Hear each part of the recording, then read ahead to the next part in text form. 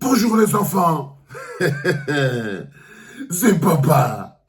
Bienvenue dans le premier podcast de la journée. Chacun d'entre vous a bu un café, les enfants. C'est pas encore fait, mais allez le prendre. Si t'as pas ton café, va le chercher, les enfants. Ça va aller vite. Bienvenue à la clinique. Aujourd'hui, les enfants, à la clinique, nous recevons d'abord ce bonhomme qui passe tout son week-end à vendre la bière au Cameroun qu'on appelle Moustique le charismatique. Tu sais, Moustique, tu sais, ton talent me sidère toujours, ton talent me démontre. J'arrive toujours pas à comprendre comment un bonhomme comme toi peut être chargé d'autant de talent. C'est compliqué. On ne peut pas être aussi fort dans la vie, tu vois. Mais ton indignation sélective et ton manque de considération de la souffrance collective me dérange. Ça me dérange beaucoup, Moustique, le charismatique. C'est-à-dire que tu n'as jamais pris fait et cause pour rien du tout. Rien du tout. Tout ce qui t'intéresse, c'est ta bière. Tout ce qui t'intéresse, c'est le tarot. C'est-à-dire que quand quelqu'un peut tomber, moi, tu vas venir écrire en bas que mon code promo, c'est ceci. Si vous voulez aller à Tarolina, venez vous payer, envoyer. Tu dis que celui qui n'est pas content, laisse. C'est toi qui as 1,5 million d'abonnés. Donc, si tu perds 10, ce n'est pas grave. Jamais. Jamais. J'ai été vu. Je te pose là parce que je n'ai pas fini avec toi. Tu as dit, bon, tu les connais, Yo-Yo? Je ne les connais pas. Là, c'est le gars, là, il est au Cameroun, là, Moustique le charismatique. Et l'autre bonhomme avait le héron coup, là. Tingdenge. Vous êtes pareil. Kabran Nanjib, c'était ton ami, non, Tingdenge? C'était pas seulement ton ami, c'était ton grand frère. Parfois, tu te vois, même tu es sur Internet, tu fais allô, allô, allô, allô, grand frère, qu'il t'a encore appelé. Kabran Nanjib, c'était ton frère, c'était ton ami. C'était ton frère et c'était ton ami. Je voulais faire venir vous deux ici pour vous poser une question simple. Combien d'influenceurs vont encore finir scotchés sur la route avant que vous ne fassiez une vraie campagne pour demander l'amélioration au moins des routes que vous utilisez plus que les autres? Toi, c'est beaucoup de millions d'abonnés.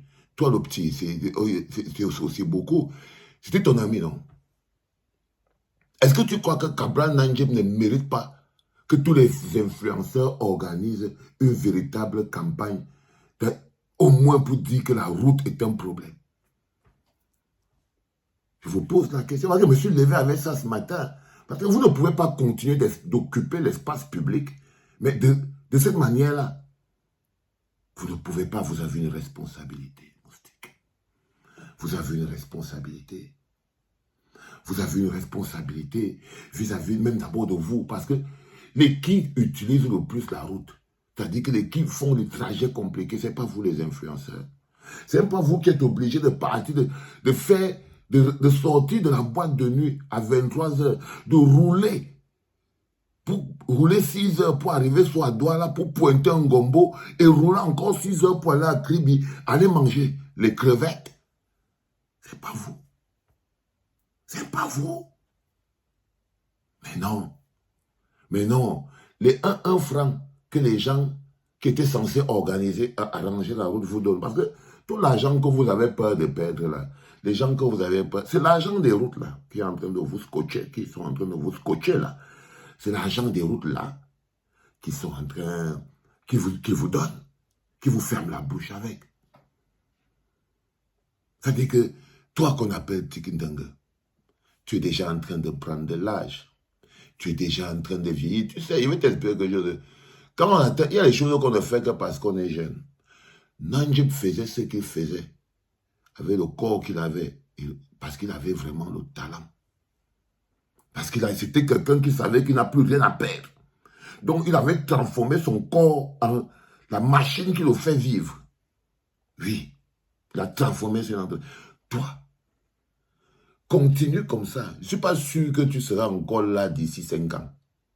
Je ne suis pas sûr que tu seras encore un grand numéro. Peut-être que d'ici 5 ans, tu seras peut-être en train de ranger les papiers là-bas, dans les cabinets d'Orange là-bas. Tu vois. Mais le plus intéressant, c'est ça. C'est qu'à chaque fois, quand vous avez des gens qui ne sont pas capables de mener des combats, vous êtes tous complices. Nous sommes tous complices. Nous sommes tous complices. Là, en ce moment, personne...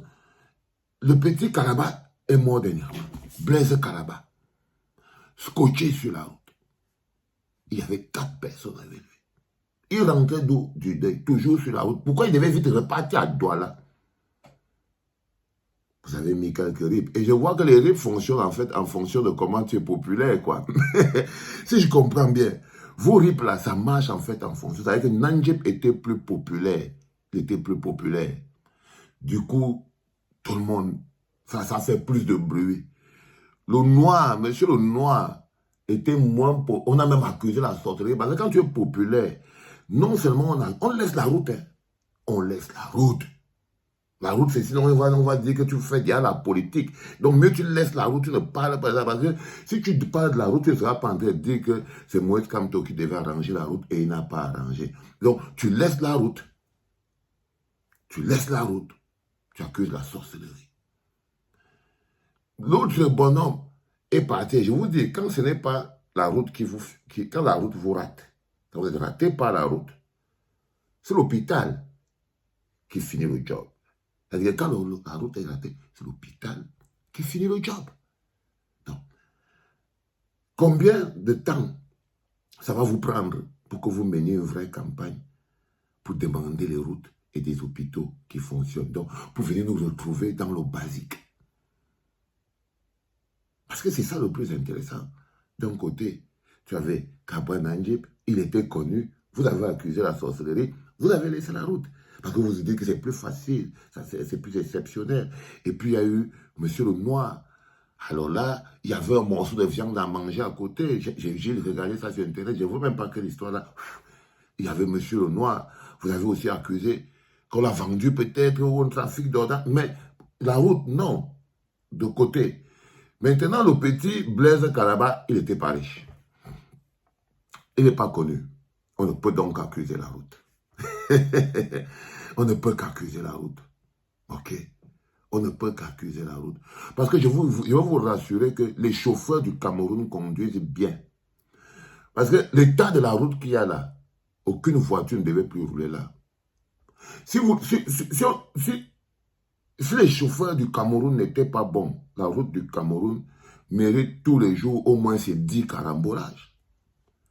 Au moins ces 10 carambolages. Les chauffeurs, mais vous ne pouvez pas savoir comment ils se sont adaptés. C'est leur capacité à devoir s'adapter aux trous qui ont influencé leur manière de conduire. C'est le fait qu'ils doivent s'adapter aux trous. C'est le fait qu'ils doivent fuir la police qui les arrête en route pour les prendre l'argent. C'est le fait qu'ils doivent compenser ce qu'ils donnent. Parce que quand ils sont en route et que la police t'arrête 3 fois et que la police te prend 6 000, tu veux compenser les 6 000, soit avec la vitesse, soit avec la surcharge. Mais il faut compenser. Mais il faut compenser. Est-ce que je veux dire? Donc, les routes, les chauffeurs du Cameroun se défendent comme ils peuvent. Ils sont devenus les spécialistes des routes pourries. C'est pour ça que vous pouvez encore partir de Yaoundé à Douala, de Douala à Bafoussam. Un autre chauffeur normal regarde la route là et il dit non, lui, il ne peut pas risquer la vie des gens sur ça. Donc, les routes sont pourries, les voitures sont pourries. Oui, vous ne fabriquez pas les voitures. Pourquoi vous voulez les voitures neuves? Quand vous ne fabriquez pas les voitures, vous arrangez au moins les routes. Pour protéger les vieilles voitures que vous avez. Mais les voitures sont pourries, pourquoi? Les voitures sont pourries, pourquoi? Mais parce que vous ne les fabriquez pas. Mais parce que vous ne les fabriquez pas. Ok? Vous les recyclez. Les voitures sont pourries parce qu'on est dans un pays où les gens vivent avec moins d'$1. Ils vont renouveler les voitures, ils vont acheter, et puis ils adaptent les trucs. Donc, vous n'allez pas sortir de votre réalité.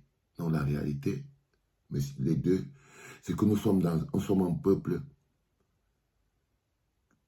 extrêmement individualiste. Et quand je vois les deux qui sont ici à la clinique, je vois par exemple un gars comme Moustique.